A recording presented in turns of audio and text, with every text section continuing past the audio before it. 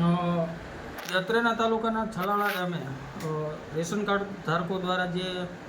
બલાળા ગામે જથ્થો લેવા જવા બાબતે જે વિરોધ દર્શાવેલ છે,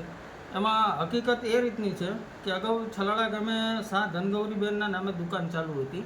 અને જેમને વૃદ્ધાવસ્થાના કારણે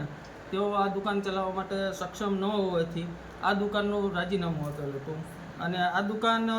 રાજીનામું આપતા બંધ પડેલ હતી, જેથી હંગામી રીતે આ દુકાનનો ચાર્જ છે તે બલાળા ગામના દુકાનદાર ને આપવામાં આવેલ હતો અને ત્યારથી આ દુકાન ચાર્જમાં ચાલતી હતી. પણ સરકારશ્રીની સ્થાયી સૂચના અનુસાર કોઈ પણ દુકાન લાંબો સમય સુધી ચાર્જમાં ચલાવી શકાય નહીં, જેથી સરકારશ્રીના તારીખ 26/8/2015ના પરિપત્રમાં જે જોગવાઈઓ કરેલી છે તે મુજબ બંધ પડેલ દુકાનની વસ્તી સને 2011ની સ્થિતિએ જો 3000 ઉપર હોય તો ત્યાં નવી દુકાનની જાહેરાત બહાર પાડી અને નવી દુકાન ખોલવાની રહે. પરંતુ છલાળા ગામે 2011ની વસ્તી પ્રમાણે ત્યાંની વસ્તી 2398 જેટલી હતી,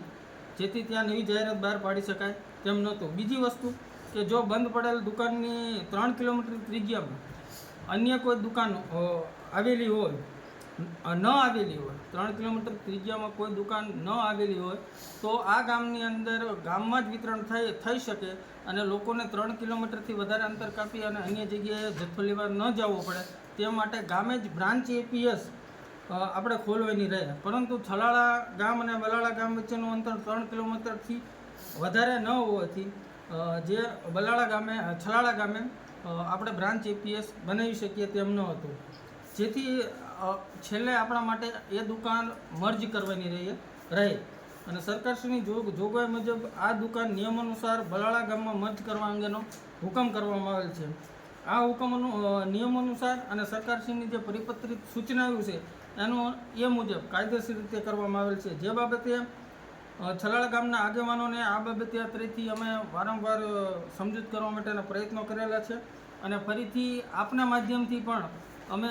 અપીલ કરીએ છીએ કે લોકો પોતાનો જે જથ્થો છે મળવાપાત્ર એ જથ્થો મેળવી લે સત્વરે, જેથી જથ્થો લેપ્સ ન થાય.